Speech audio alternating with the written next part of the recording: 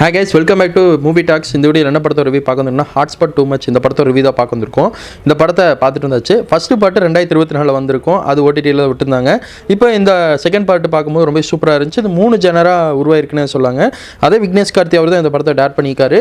இந்த படத்தில் யார் யார் மெயின் ரோலாக பண்ணியிருக்காங்கன்னு வாங்க பார்க்கலாம். வழக்கம் போல் சொல்லணும்னா போன ஃபர்ஸ்ட் பார்ட்டில் ஹீரோ தான் கதை சொன்னார். இப்போ நம்ம பிரியங்கா பவானி சங்கர் அவங்க வந்து கதை சொல்கிறாங்க. ரெண்டாவது பார்ட்டு அப்படி தான் கதை ஸ்டார்ட் ஆகுது. அதாவது எம்எஸ் பாஸ்கர் ஒரு கான்செப்டில் ஒரு போகுது பார்ட்டு. ரெண்டாவது தம்பிராமையா கான்செப்டில் ஒரு ரியல் ஸ்டோரியாக எடுத்து ஒரு சமுதாயத்துக்கு தேவையான கதையை சொல்லியிருக்காரு. மூணாவது வந்து நம்ம அஸ்வின் அவங்க ஒரு பிள்ளையை லவ் பண்ணுறாங்க. அதுக்கப்புறம் நடக்கிற ஒரு சம்பவத்தை வச்சு எடுத்திருக்காங்கன்னு சொல்லாங்க. 3 ஜனரும் வந்து ரொம்ப சூப்பராக இருந்துச்சு. அந்த எம்எஸ் பாஸ்கர் வந்து சொல்கிற விஷயம்லாம் பார்க்கும்போது பார்த்திங்கன்னா ரொம்ப தரமாக இருந்துச்சுன்னு சொல்லாங்க. ஏன்னா எல்லாருமே ஃபேன்ஸுன்னு போகிறாங்க, ஃபேமிலியை பார்க்கவே மாட்டேங்கிறாங்க. அதை வந்து கருத்தாக சொன்னது வந்து மிகப்பெரிய ஒரு வரவேற்கத்தக்கதுன்னே சொல்லலாம். ஆனால் இவர் அறிவுறுத்தல் கொடுத்ததுக்கப்புறம் அவருக்கே கட் அவுட் வைப்பாங்க பாருங்கள், பயங்கரமான ஒரு ட்விஸ்ட்டாக இருந்துச்சுன்னே சொல்லாங்க. எனக்கெல்லாம் சிரிச்சு வயிறே வலிக்குதுன்னே சொல்லலாம். ஃபர்ஸ்ட் பார்ட் அப்படி போச்சு. செகண்ட் பார்ட்டில் தம்பிராமையாவோட அலும்பு சரியான அலும்பாக இருந்துச்சுன்னு சொல்லாங்க. இந்த ட்ரெஸ் கோடிங்கை பற்றி கிளியர் கட்டாக சொல்லியிருக்காங்க. அது என்ன சொல்கிறாருன்னா, எங்கே போனாலும் அதை என்ன ஏவல்னு சொல்லுவாங்க, அது பேர் என்ன,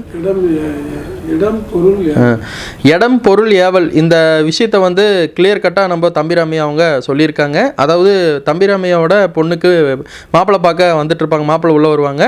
அப்போது பொண்ணை வந்து நான் பார்க்கணும், ட்ரெஸ்ஸோட வர சொல்லுங்கள் அப்படின்னு அவங்க மாடலிங் ட்ரெஸ் போட்டு வருவாங்க. அதை உடனே வந்து தம்பிராமையா வந்து அட்வைஸ் பண்ணுற விதமாக அப்போது எந்த சம்பவம் பண்ணாமல் ஒரு கிளைமேக்ஸ்க்கு முடிக்கும் போது ஒரு சம்பவம் ஒன்று பண்ணுவார்.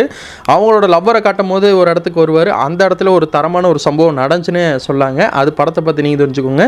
மூணாவது வந்து பார்த்திங்கன்னா நம்ம அஸ்வின் இருக்கார் பாருங்கள். அஸ்வின் அவங்க லவ் பண்ணுறாங்க. பிக் பாஸில் நடித்த நம்ம பிரவீன் அவர் வந்து பார்த்திங்கன்னா பயங்கரமாக ஸ்கோர் பண்ணியிருக்காருன்னு சொல்லாங்க. கிளைமேக்ஸில் ஒரு தரமான ஒரு ட்விஸ்ட்டை வச்சு முடித்தாங்க பாருங்கள். அதை விட வேறு எதுவுமே கிடையாது. டைம்லைனை கீப்பர் பண்ணி 2040 2050 வரையும் கொண்டு போவாங்க. ஓவராலாக பார்க்கும்போது இது கற்பனை கதையாக இருந்தாலும் நல்லா இருக்குங்க. உண்மையிலே அந்த மாதிரி நடந்தால் சம்பவம் இருக்குது. ஏன்னா டோனி 2050 வெளியே போக மாட்டாருன்னு சொல்லி இந்த படத்தில் சொல்லியிருக்காங்க.